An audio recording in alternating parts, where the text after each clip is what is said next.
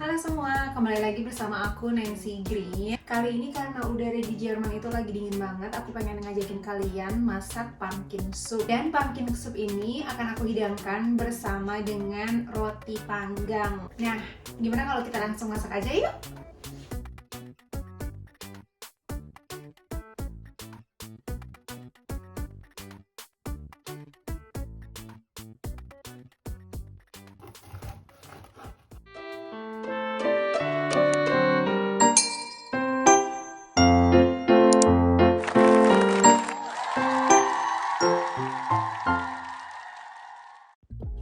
Bahan utama di sini adalah pumpkin, terus brokoli sama jamur itu cuma buat penghias, leek, beetroot, bawang putih, bawang merah, dan paprika. Dan buat pelengkap sup ini aku pakai roti, di sini aku pakai sourdough. Dan aku juga pakai kacang mete, tapi kalau kalian nggak ada kacang mete bisa pakai santan. Di sini aku pakai olive oil, tapi minyak apapun terserah kalian. Garam, lada, daun thyme yang kering, dan bahan terakhir di sini adalah vegetable stock atau kaldu sayuran. Aku rendam dulu kacang metenya dengan air panas yang udah aku rebus. Dan sambil nunggu kacang metenya itu empuk, aku di sini mau ngupas dan motong-motong sayurannya dulu. Dan juga nerusin topik yang kemarin perihal masalah menjadi seorang semi-vegetarian, atau sekarang bisa dibilang aku tuh adalah seorang paskatarian. Sobat Green semua. Nah, apa sih paskatarian itu? Nah, paskatarian itu adalah seseorang yang hanya mengkonsumsi sayur-sayuran dan seafood. Tetapi mereka itu biasanya tidak memakan daging merah ataupun daging putih. Nah, makanya aku tergolong yang paskatarian. Nah, buat kalian yang pengen diet atau ngurangin berat badan, sebenarnya bisa diikutin juga loh metode untuk menjadi seorang vegetarian atau paskatarian ini. Tapi Sobat Green semua, cara ini tuh atau metode ini tuh bener-bener manjur loh. Kalau misalnya kalian cobain nih ya, sebulan atau 3 bulan, tapi harus konsisten ya, nggak pakai cheating atau nggak pakai curang. Dijamin kalian bakal shock ngelihat hasilnya. Aku di sini nggak lebay ya, Sobat Green semua, karena itu udah kejadian sama aku sendiri.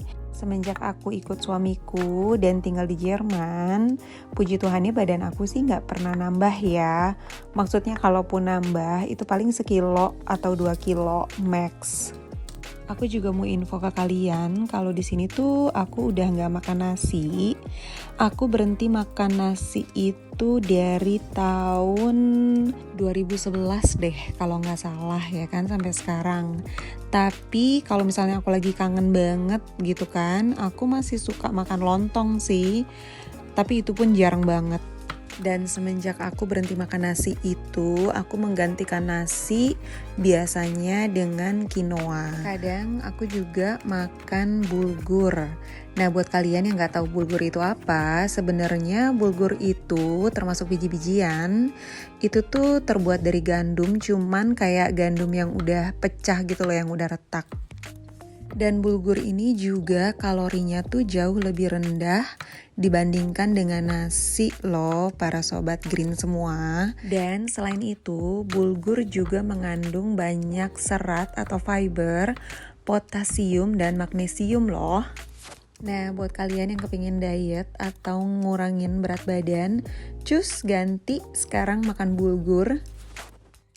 Nah, sekarang balik lagi ke topik kenapa aku bisa menjadi seorang setengah vegetarian.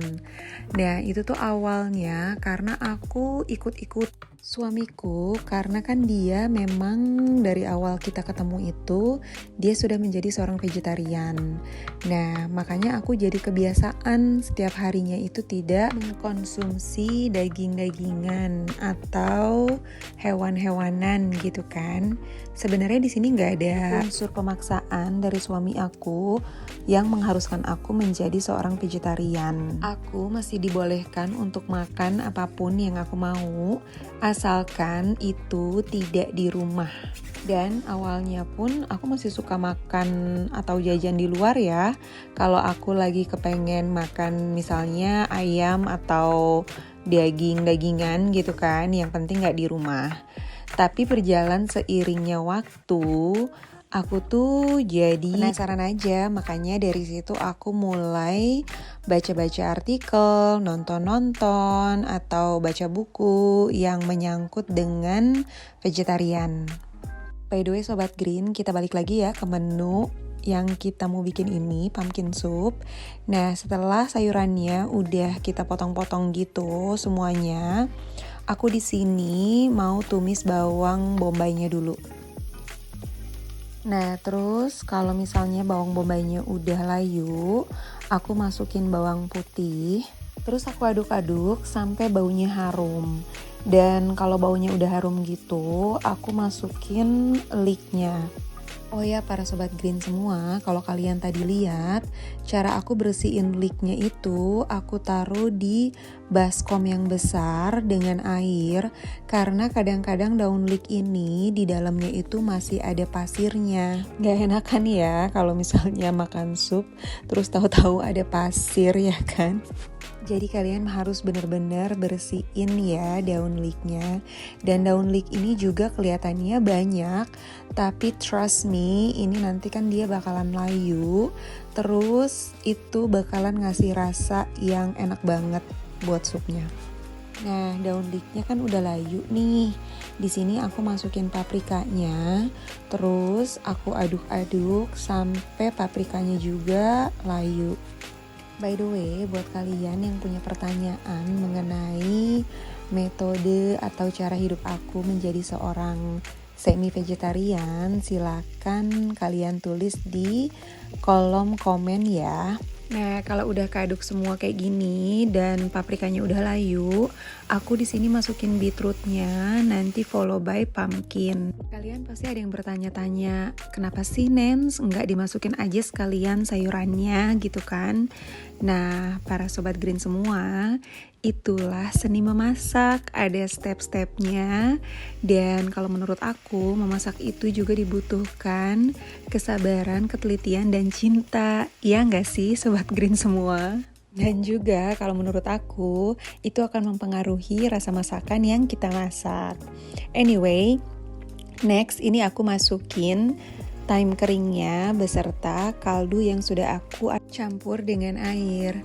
Setelah itu, aku aduk-aduk sebentar, terus aku tutup sampai airnya itu mendidih. Ini aku diamkan selama 10 menit di api sedang.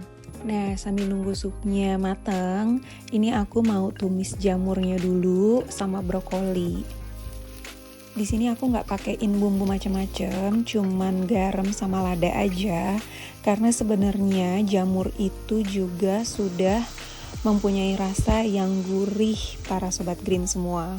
Jadi ditumis begini aja tuh udah enak. Ini juga aku numisnya nggak lama-lama ya Sobat Green semua. Pokoknya sampai jamurnya layu dan brokolinya itu udah kelihatan mateng. Next step, aku blender kacang mete yang udah aku rendam tadi dengan air panas, itu di high speed blender. Nah, kalau misalnya nih kalian nggak punya high speed blender, itu nggak apa-apa, tinggal kalian saring aja sebelum kalian masukin ke supnya. Aku juga mau menghaluskan semua sayuran ini dengan hand blender. Kalaupun misalnya para Sobat Green semua nggak punya hand blender, kalian bisa juga kok masukin sayuran ini ke dalam blender biasa. Dan kalau udah halus semua, kalian tinggal tuang lagi ke pancinya. Nah, kalau udah halus kayak gini, aku mau masukin kacang mete yang tadi udah aku blender. By the way, alternatif dari kacang mete ini, kalau misalnya kalian nggak punya, kalian bisa gantikan dengan susu ataupun santan. Cuman, kalau menurut aku nanti pasti rasanya juga akan sedikit beda sih. Tapi itu tergantung preference kalian juga ya, karena sebagian orang kan juga ada yang alergi kacang. Nah, itu bisa digantiin sama bahan yang tadi udah aku sebutin. Di sini last but not least, aku masukin garam sama lada secukupnya. Udah gitu aku mau potong-potong rotinya dan aku panggang. Terus kalau misalnya kalian di rumah nggak punya sourdough, itu kalian bisa pakai roti apa aja ya para sobat green semua. Ataupun buat kalian yang nggak suka roti, itu kalian bisa menikmati supnya dengan begitu aja. Itu juga udah enak kok. Di sini rotinya aku olesin dengan olive oil depan belakang, dan juga karena di kulkas lagi ada keju, aku tambahin keju. Namun kalau misalnya kalian nggak punya, itu nggak apa-apa ya sobat green semua. Kalian tinggal pakein garam sama lada, itu pun udah enak. Lalu ini rotinya aku taruh di baking tray dan aku panggang selama 5-7 menit sampai rotinya itu benar-benar kering. Ini aku tadi preheat ovennya itu 200 derajat Celcius, tapi balik lagi ke oven kalian masing-masing ya. Nah, di sini rotinya udah kering dan kejunya juga udah melted. Karena masih kegedean rotinya, jadi aku potong 2 buat presentasi aja ya para sobat green. Nah, sup yang tadi udah jadi itu aku taruh di dalam mangkuk dan aku taburin dengan tumisan brokoli dan jamur. Terus tadi aku juga sengaja nyisain blenderan kacang metenya buat hiasan seperti ini. Nah, tinggal kita cobain deh.